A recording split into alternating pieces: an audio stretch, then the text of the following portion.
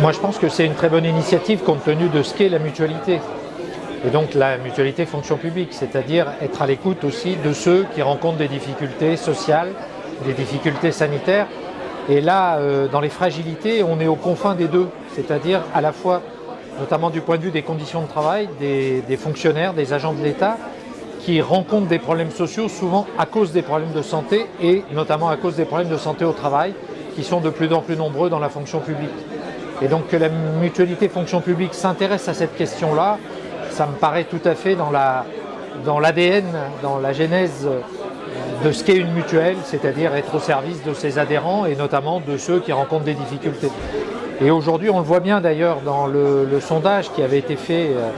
à cette occasion du lancement de l'Observatoire,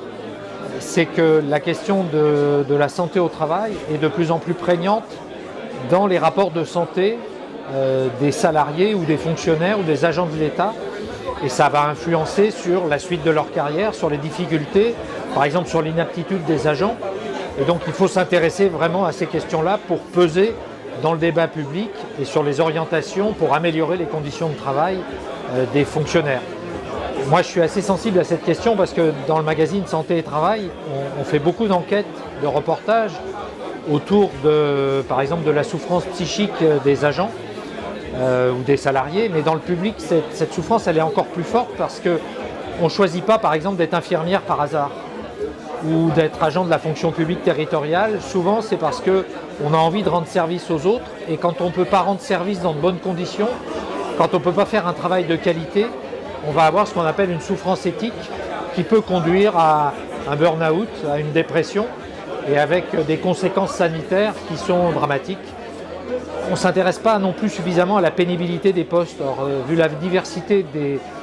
métiers dans la fonction publique, il y a des gens qui sont soumis à des pénibilités extrêmement fortes. Et avec le recul de l'âge de la retraite, on a des gens qui ne vont pas pouvoir tenir la distance si le travail est trop pénible et qui vont se retrouver en inaptitude et qu'est-ce qu'ils vont devenir. Et donc c'est toute cette question-là qu'il faut brasser, qu'il faut populariser, sur laquelle il faut intervenir,